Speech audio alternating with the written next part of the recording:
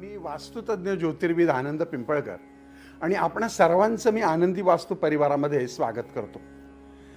आज आपण ज्योतिषशास्त्रातल्या अत्यंत महत्त्वाच्या आणि दूरगामी परिणाम करणाऱ्या एका खगोलीय घटनेविषयी सविस्तर माहिती आपण जाणून घेणार आहोत.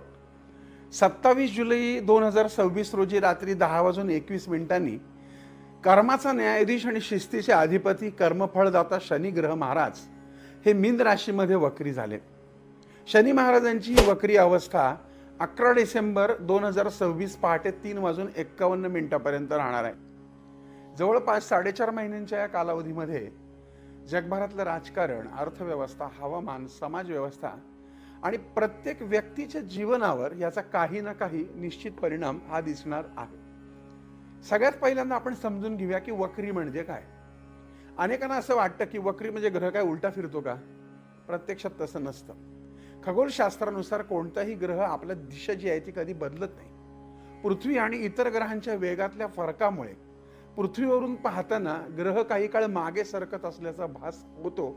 यालाच वक्री असं म्हणतात. हा केवळ दृश्यभ्रम असला तरी ज्योतिषशास्त्रामध्ये त्याला अत्यंत महत्त्व दिलं गेलं आहे. कारण वक्री अवस्थेमध्ये ग्रहांची ऊर्जा ही अंतर्मुख होते. ज्या गोष्टी अपूर्ण राहिल्या आहेत, ज्या चुका झाल्या आहेत, ज्या निर्णयांचा फेरविचार आवश्यक आहे, त्या सर्व गोष्टींकडे पुन्हा लक्ष वेधण्याचं काम हा वक्री ग्रह करतो. जसं 2 रेल्वेमध्ये आपण बसतो आणि शेजारची रेल्वे चालली तर आपल्याला वाटतं की आपलीच रेल्वे चालू झाली. हा तो त्यातलाच प्रकार आहे, म्हणजे वक्री. मग आता असा प्रश्न पडतो की शनी महाराजांचं इतकं महत्त्व का आहे? कारण शनी हा फक्त दुःख देणारा किंवा शिक्षा करणारा ग्रह नाहीये, तर शनी महाराज हे न्याय आणि कर्माचा हिशोब ठेवणारे आहेत. आपल्या आयुष्यात प्रत्येक चांगल्या आणि वाईट कर्माचं फळ योग्य वेळी देणारा ग्रह न्यायाधीश म्हणजे शनी महाराज. गरीब श्रीमंत राजारंक असा काही भेदभाव करत नाहीत ते. ज्यानं मेहनत केली त्याला उशिरा का होईना योग्य फळ मिळवून देतात आणि ज्यानं चुकीचा मार्ग स्वीकारला आहे त्याला त्याची किंमत मोजावी लागते. आणि म्हणूनच शनी महाराजांना कर्म न्यायाधीश असं म्हटलेलं आहे. त्यामुळे तुम्ही जोपर्यंत तुमची कर्म चांगली आहे तोपर्यंत तुम्हाला काहीही होणार नाही. आता शनी महाराज ज्या मीन राशीत वक्री झाले त्या राशीचं स्वरूप समजून घेणे तितकंच महत्वाचं आहे. कारण मीन ही गुरुग्रहाची रास आहे. अध्यात्म, धर्म, दान, सेवा, करुणा, ध्यान, मोक्ष, समुद्र, नद्या, जलसंपत्ती, रुग्णालय, संशोधन, परदेश, मानसिक आरोग्य, आश्रम, आध्यात्मिक संस्था आणि गुप्त कार्य यांचं प्रतिनिधित्व खरं तर मीन रास करते. त्यामुळे शनी जेव्हा या राशीत वक्री होतो तेव्हा ह्या क्षेत्रांमध्ये पुनर्विचार, बदल, सुधारणा आणि काही ठिकाणी कठोर निर्णय घेण्याची प्रक्रिया सुरू होते. या संपूर्ण कालखंडामध्ये काही जुने न्यायालयीन प्रश्न पुन्हा चर्चेत येऊ शकतात. अनेक वर्षापासून प्रलंबित असलेल्या चौकशा आणि आर्थिक गैरव्यवहार याच्यावरती पुन्हा कारवाई होण्याची शक्यता वाढते.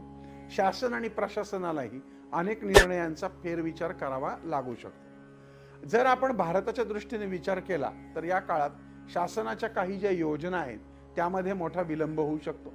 आधी जाहीर झालेले काही प्रकल्प हे पुन्हा तपासले जाऊ शकतात.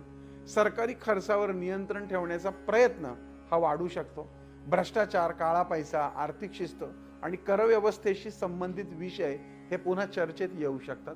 न्याय व्यवस्थेमध्ये काही मोठे निर्णय येण्याची शक्यता असते. अनेक वर्षापासून रखडलेली प्रकरणं पुढे सरकू लागतात किंवा शकतात. सरकारवर विरोधकांकडून दबाव वाढू शकतो. जनतेमध्ये काही धोरणांबाबत मतभेद निर्माण होऊ शकतात. छोट्या छोट्या गोष्टींवरनं सरकारवर दबाव टाकण्याची प्रक्रिया छोट्या छोट्या संघटनांकडून पण वाढी लागते. खलिस्तानवादी मंडळी थोडंसं डोकं वर काढू शकतात. तसंच फॉरेन फंडिंग जे होतं अमेरिकेकडनं किंवा परदेशातनं त्यांच्या माध्यमातून देशातलं वातावरण दूषित करण्याचं काम या ना त्या कारणाने केलं जाऊ शकतं. आता मीन राशीचा संबंध हा जलतत्वाशी असल्यामुळे या काळात अतिवृष्टी, पूर, समुद्री वादळ, जलसंकट किंवा जलव्यवस्थापनाशी संबंधित विषय चर्चेत राहू शकतात. नदीजोड प्रकल्प असेल, धरणं, किनारपट्टी, मत्स्य व्यवसाय, समुद्र व्यापार यावरही काही प्रमाणात परिणाम दिसू शकतो. हवामानातली अनिश्चितता मात्र वाढू शकते. त्यामुळे प्रशासनाला मात्र अधिक सतर्क राहावं लागू शकतं.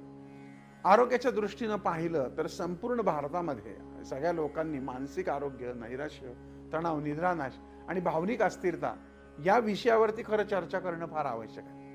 रुग्णालय, औषध निर्मिती उद्योग, वैद्यकीय संशोधन आणि आरोग्य क्षेत्रामध्ये नवीन संशोधन किंवा नवीन काही नियम हे या कालखंडामध्ये येऊ शकतात.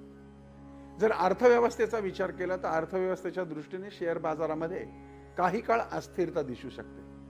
गुंतवणूकदारांनी अफवांवर विश्वास न ठेवता संयमानं निर्णय घेणं आवश्यक आहे. शनी महाराज हे दीर्घकालीन नियोजनाला प्राधान्य देतात, कारण ते मंदग्रह आहे.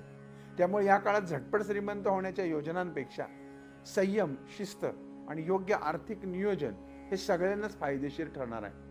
आता जर आपण विचार केला की आंतरराष्ट्रीय स्तरावरती याचा काय परिणाम होईल, तर काही देशांमधील संबंधांमध्ये तणाव निर्माण होऊ शकतो. समुद्री मार्ग, आयात निर्यात, तेल, ऊर्जा आणि जागतिक व्यापार यामध्ये काही चढउतार दिसू शकतात. परंतु दुसऱ्या बाजूला अध्यात्म, योग, ध्यान, पर्यावरण संरक्षण आणि मानवी मूल्यांकडे देखील लोकांचा कल वाढू शकतो. लोक बाह्य सुखापेक्षा अंतर्मनाच्या शांततेचा शोध घेऊ लागतील. आंतरराष्ट्रीय गोष्टींमध्ये जे ऑलरेडी युद्धभूमी जिथं आहे तिथं मोठ्या प्रमाणावरती युद्ध किंवा समुद्री युद्ध होण्याची शक्यता आहे. थोडक्यात काय दर्शक हो, हा शनी महाराजांचा जो प्रताप आहे तो तुमचीच कर्म नाही, त्या म्हणजे आपण म्हणतो ना सामूहिक कर्मांकडे पण लक्ष देतो. त्यामुळे शनी महाराजांची वक्री अवस्था ही घाबरण्याकडे नसून स्वतःकडे प्रामाणिकपणे पाहण्याची संधी आहे. ज्या गोष्टी तुम्ही अनेक दिवसापासून पुढे ढकलतात त्या पूर्ण करा. आर्थिक व्यवहार पारदर्शक ठेवा. वडीलधाऱ्यांचा आदर करा. मेहनतीवर विश्वास ठेवा. कोणाला फसवू नका. कोणाचा हक्क हिरावून घेऊ नका, कारण शनीचं एकच तत्व आहे, जैसे ज्याचे कर्म तैसे फळ देतो रे ईश्वर. पुढील भागामध्ये आपण मेष राशीपासून मीन या 12 राशींवर शनी महाराजांच्या या वक्री अवस्थेचा नेमका काय परिणाम होईल ते आणि काय लाभ होईल, तसंच कोणत्या राशींनी सावध राहावं आणि कोणते सोपे प्रभावी उपाय करायचे ते अत्यंत सविस्तरपणे जाणून घेणार आहोत. त्यामुळे पुढचा भाग नक्की पहा. तोपर्यंत तुम्हाला जय जय शनी महाराज. ओम साईराम.